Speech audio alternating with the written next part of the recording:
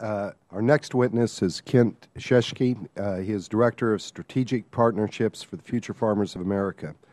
Kent has worked with the National FFA organization since 1991 and has served in his current position since 2009.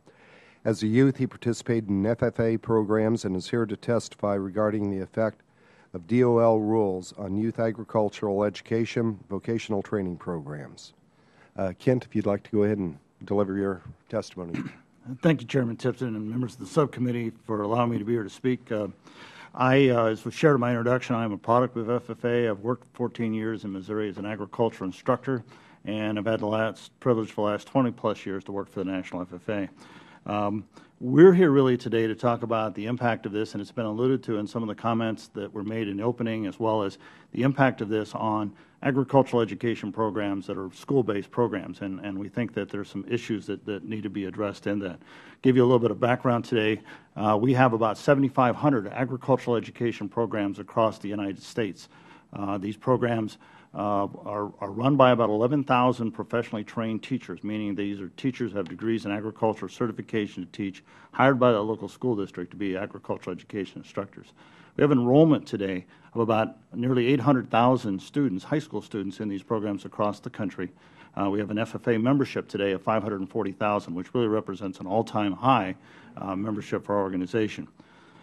Agriculture education in our public schools has been around for almost 100 years. The Smith-Hughes Act in 1917 really created these programs, and today, while the focus of agriculture has changed, our programs today really focus on the science and the business of technology of agriculture and helping young people prepare for careers in agriculture. When it started, the primary focus was, again, this dates it, but young boys involved in agriculture. It wasn't until 1969 that we actually recognized young women and brought them into it, but really preparing young people for careers in agriculture. The other interesting statistic is that 2/3 of the students we serve today come from non-farm backgrounds. These are students who live in rural America, who are interested in agriculture, or students who live in urban and suburban communities. We feel this is important that we give them the experiential learning experiences that go along with agriculture, as we alluded to earlier in the comments. Our program's got really three components, and in my testimony I've presented a diagram that kind of illustrates that. For students to be members of FFA, they have to be enrolled in an agricultural education program. That's somewhat unique. It's not just a club that they walk off the street and join. It is tied to this instructional program. In these programs, this is where they learn the science, business, technology, and there's also a heavy emphasis on safety and safety education because of the career preparation part and helping people understand some of the hazards that are in agriculture and how, by expanding their knowledge and their understanding of it and the practices, that they can work safely. The second part of the program is what we call experiential learning, or supervised agriculture experience.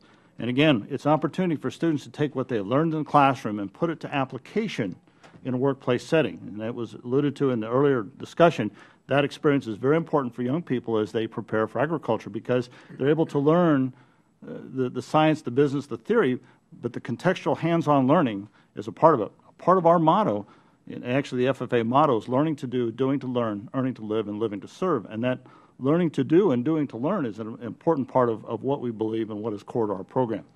The third circle is really the FFA organization. We provide a lot of rewards, recognition, motivation for those young people to take not only what they've learned in the classroom, but also through the experiential learning programs and help them see how they can utilize that in their career aspirations, whether that's to continue into production agriculture or to work in many of the related areas. And for even students who are going into non-farm agriculture-related careers, that agricultural knowledge that they gain through the firsthand experience of working in production agriculture is a very important experience for them. Probably some of our concerns about the proposed rule is really the role of this student learner exemption. And I would call to your attention the side-by-side comparison that exists on the Department of Labor's site that looks at the current and the proposed. And in there it states that in the existing current rule, the student learner exemption kind of runs across all of the defined hazardous occupation areas. In the proposed rule, it is limited to only the first two. And at the same time, they've taken it from what was 6 areas and expanded that to 14. So in our opinion, at least our definition of the rule is that they have severely limited the opportunities for students who are enrolled in these agricultural education programs to benefit from this experience by drawing it down to just 2 areas from now what is in the proposed rules 14 different hazardous occupation areas. And that's an area that we have concern with, and we hope that's an area that the Department of Labor in its continued work on this continues to look at. In fact, we would have liked to have seen that one as well opened up in this parental exemption piece, because we think there's as much work that maybe needs to be defined in that process as well. And I want to start here and say that our teachers, their responsibility in this is to provide the supervision, to work with the employers, to work with the parents, and to come up with training programs that reflect the scope of the work that the students are to do, as well as make sure that it's done safely. Our teachers care about the safety of their students. They're very committed to making sure that they maintain that safe working and make sure that our students benefit from the experience. Thank you, and I entertain any questions.